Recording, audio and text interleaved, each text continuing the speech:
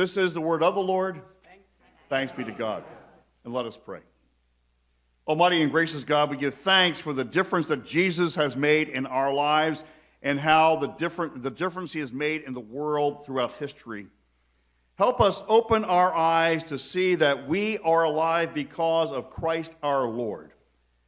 For in your name we pray. Amen. Here's something to remember throughout the sermon. If you did not exist, the world would be a vastly different place. The movie, It's a Wonderful Life. How many have seen it? Wow.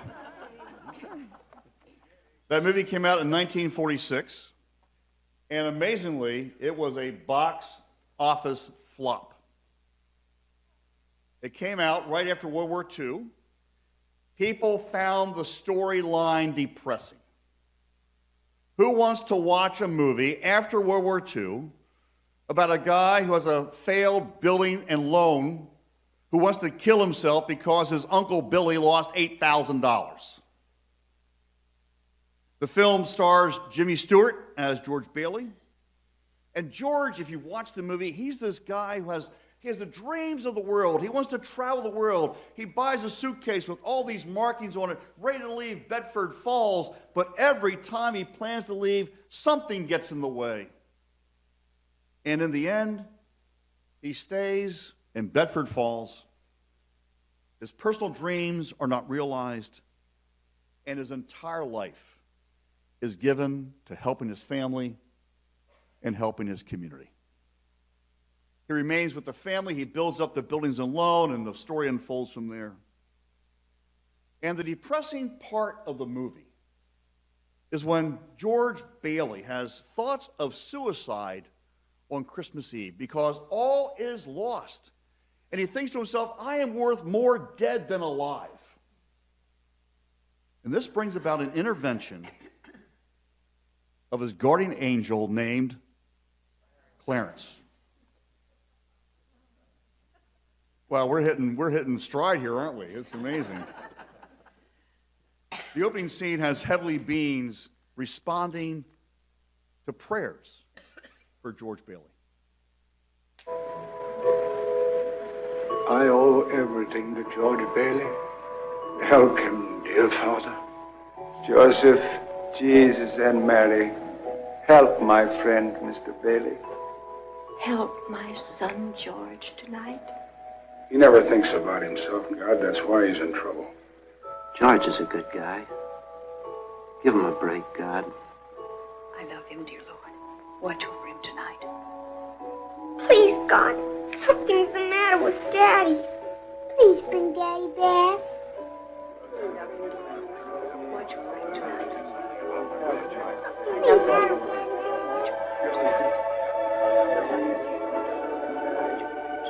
Hello, Joseph. Trouble? Looks like we'll have to send someone down. A lot of people asking for help for a man named George Bailey. George Bailey? Yes, tonight's his crucial night, you're right. We'll have to send someone down immediately. Whose turn is it? That's why I came to see you, sir. It's that clockmaker's turn again. Oh, Clarence hasn't got his wings yet, has he? We passed him up right along. Because, you know, sir, he's got the IQ of a rabbit. Yes, but he's got the faith of a child. Simple. Joseph, send for Clarence. You sent for me, sir? Yes, Clarence. A man down on Earth needs our help. Splendid. Is he sick? No, worse. He's discouraged. At exactly 10:45 p.m. Earth time, that man will be thinking seriously of throwing away God's greatest gift. Oh, dear, his life. Then I've only an hour to dress. What are they wearing now? You will spend that hour getting acquainted with George Bailey. Sir, if I should accomplish this mission, might I perhaps win my wings? I've been waiting for over 200 years now, sir, and people are beginning to talk. What's that book you've got there? Oh, The Adventures of Tom Sawyer. Clarence, you do a good job with George Bailey, and you'll get your wings. Oh, thank you, sir. Thank you. Poor George. Sit down. Sit down? What do we... If you're going to help a man, you want to know something about him, don't you? Well, naturally, of course. Well, keep your eyes open. See the town? Where? I don't see a thing. Oh, I forgot. You haven't got your wings yet. Now, look. People are concerned about George Bailey. People are praying for him. You know, I think if each of us would go back in our families and think about the times that your mothers or fathers or relatives prayed for you, you'd be astounded at the number of times people may have gotten on their knees for you, or the number of times you got on your knees to pray for your family, for your kids, for the situations that they're in. You know, we never know who or how many prayers are offered for us, for each of us. They come from the most unlikely places. They come from the most unlikely people. The heavenly beings, as you saw there, didn't think too much of Clarence. He has the IQ of a rabbit, but the faith of a child. No one wants anyone to waste the most precious gift God has given to us, and that is the gift of life. Now think about the gift of the incarnation. God loves us so much that the Lord sends his only Son, Jesus the Christ, to make sure that we clearly understand how much God values our lives. Our lives, your lives, make a difference in the lives of others. Never forget that point. Never forget that moment. A word that is said, an action taken, can just change people around without you ever knowing it. You know, going through the wilderness of adversity is sometimes the only way to see the value of life. You cross that desert, you wander, you twist, you turn, and finally you get to the promised land, and there is a sense of joy and peace in your life. Matthew writes, all this took place so that a child named Emmanuel was born, and his name means God with us. George Bailey didn't quite grasp God being with him. The story unfolds, as you know, and Uncle Billy, this erratic, confused, absent-minded man, loses $8,000 at the bank. And unbeknownst to Billy, Mr. Potter, the antagonist in the story, has taken the money. $8,000 then is now worth $100,000 today. That's the comparison. If you misplace $100,000, you're going to hear about it. The money can't be found. The ability for the buildings and loan to survive is jeopardized. George's life unwinds, and he gets mad at Uncle Billy. He unleashes his anger at Uncle Billy and his family. Yeah, All right. no, maybe. Maybe, I don't want any maybe. We've got to find that money. I'm no good to you. Uncle Billy, look, do you realize what's going to happen if we don't find it? Listen to me. Do you have any secret hiding place here in the house? Someplace you hide the money? I've gone over the whole house, even in rooms that have been locked since I lost Laura. Listen to me. Think. I can't think anymore, George. I can't think anymore. It hurts. Where's that money, you silly, stupid old fool? Where's that money? You realize what this means? It means bankruptcy and scandal and prison. That's what it means. One of us is going to jail. Well, it's not going to be me.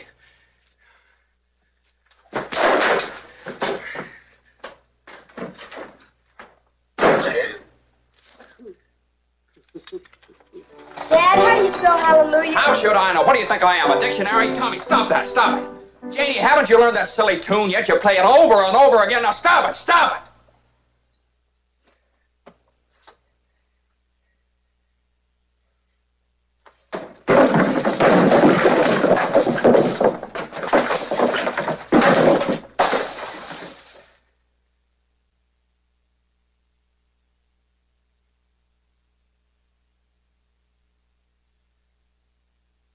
Truth be told, all of us have had bad days.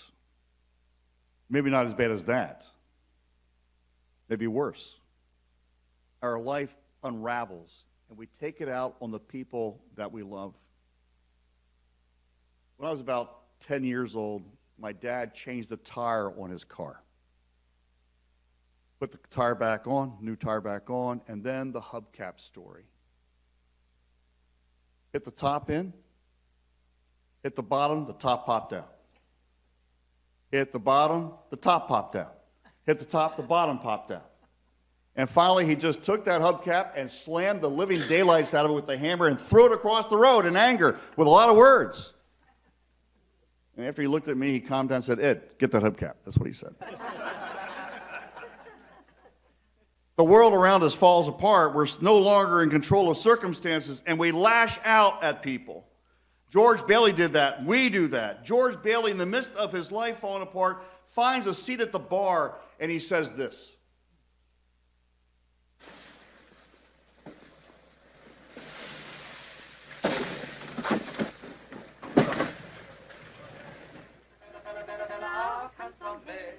Yeah, Merry Christmas! Glad you come. How about some of that good spaghetti? We got everything.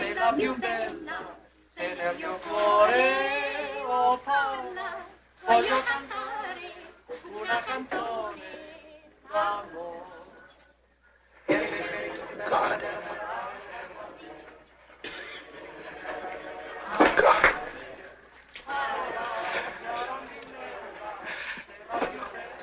Dear Father in heaven,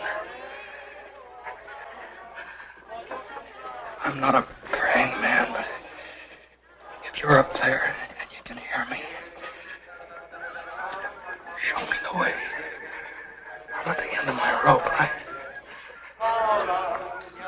Show me the way, oh God. I'm not a praying man, but Lord, show me the way. The bottom of life. George asked God to show him the way. When we are lost and not sure which path to choose, not sure what to do, we find ourselves sometimes at the bottom of a bottle, praying for God to show us the way. If you're up there, I'm not a praying person, but if you're up there, listen to me, Lord. And God did that with Joseph. He discovers Mary's expectant with child, and this is before they lived together. Oh, that go over real big with anybody. Being a righteous man, quoting Matthew, and unwilling to expose her to public disgrace, he planned to divorce her quietly. No Facebook post, no Twitter post. Look what she did to me. Can you believe this? My life just got more complicated. Unplanned events happen to each of us. The way we expected our lives to turn out is completely different than what we had planned. Dreams of being in one career end up being something else. The family one expected to have is now changed dramatically. You know, think of Mary expecting with child, dreams for this newborn's future changed by a visit of an angel. You know, George Bailey's dreams of traveling the world and leaving Bedford Falls, it just crumbles. It falls apart. And he is stuck with a bankrupt buildings and loan. He's worth more dead than alive. And that's the practical thing he considers to solve the problems for the family and for the buildings and loan, but it sure isn't the divine understanding of our lives. George wanders around Bedford Falls, meets people he knows, however, they don't know him because he no longer exists. If you did not exist, the world would be a vastly different place. We minimize our impact on the world. Each of us and George Bailey are given a great gift. And in his story, the great gift is being able to see what the world would be like if he no longer existed. Look, who are you? I told you, George, I'm your guardian angel. Yeah, I know. You told me that.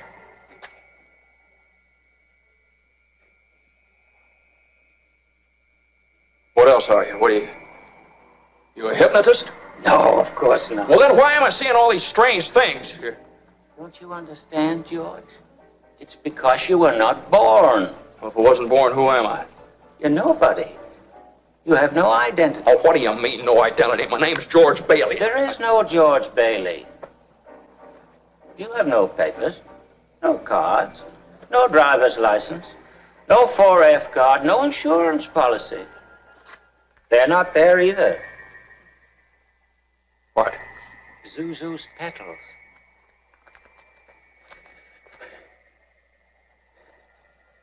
You've been given a great gift, George.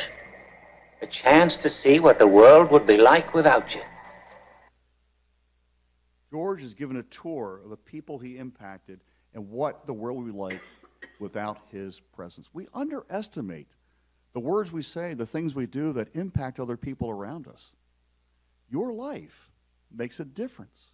Without you, the world would be a vastly different place. Perhaps most striking is visiting the graveyard that happens later on. There he sees the tombstone of his brother Harry. He saved his brother who fell through the ice while ice skating.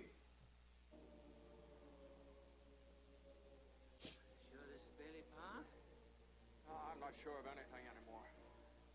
All I know is this should be Bailey Park. But where are the houses? We went here to build them.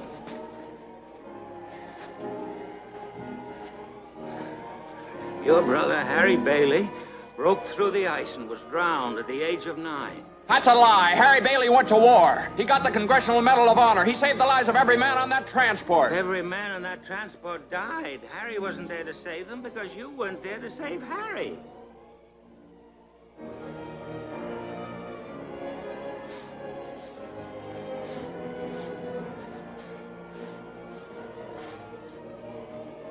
You see, George, you really had a wonderful life.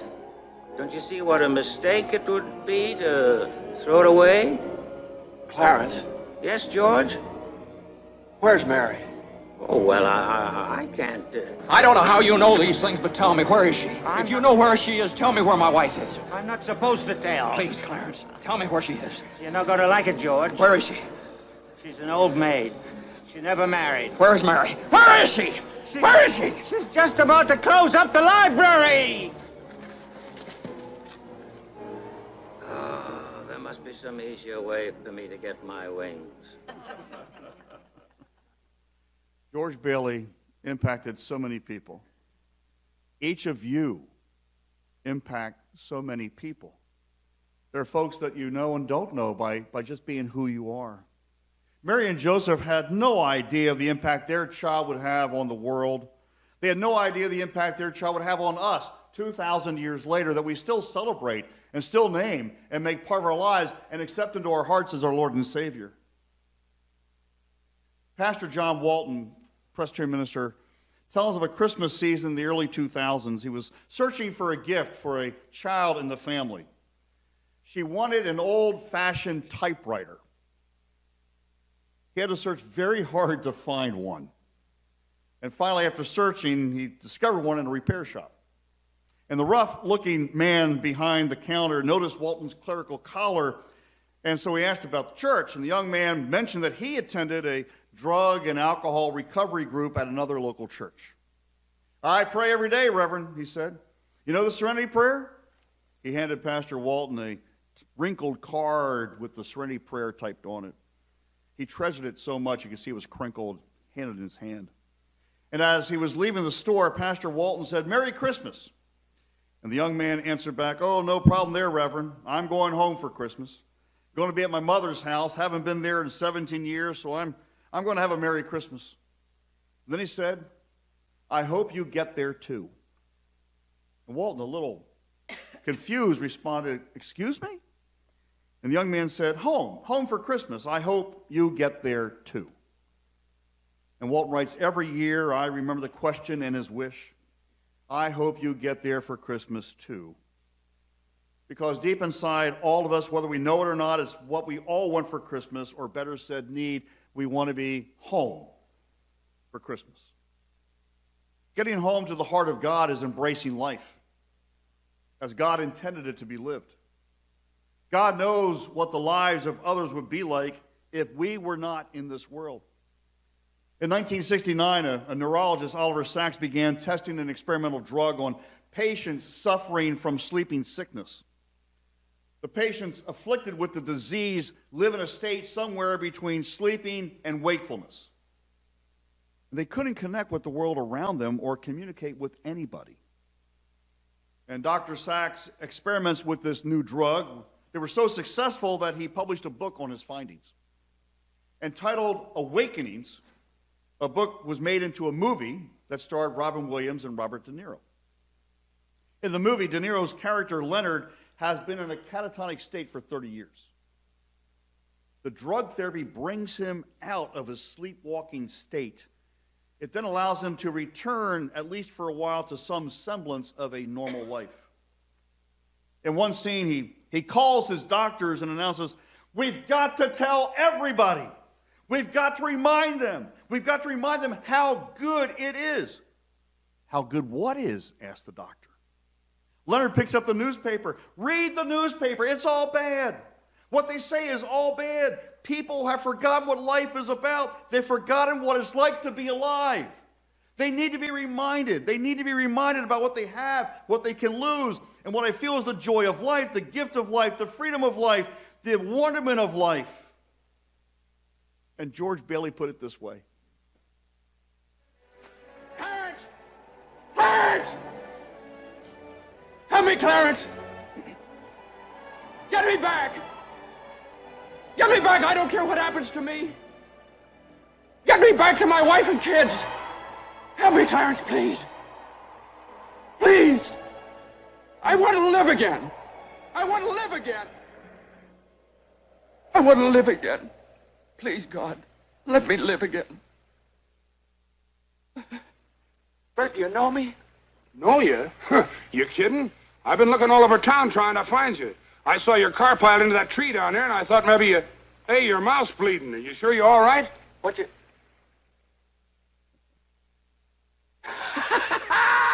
My mouth's bleeding, Bert! My mouth's bleeding! Zuzu's pedals. Zuzu... There they are! Bert! What do you know about that? Merry Christmas! Well, Merry Christmas. Yay! Hello, Bedford Falls! Merry Christmas! Merry Christmas, George! Merry Christmas, George. Merry Christmas, movie house! Merry Christmas, Emporium! Merry Christmas, you wonderful old building and loan!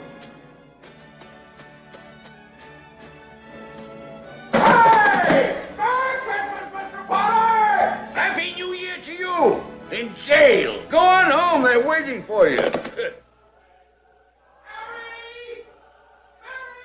Hey! Kids, Janie! Janie, Tommy! Let me look at you. Oh, I could eat you up. Zuzu, my little ginger snap, how do you feel? Fine. Not a smidge of temper. Not a smidge of...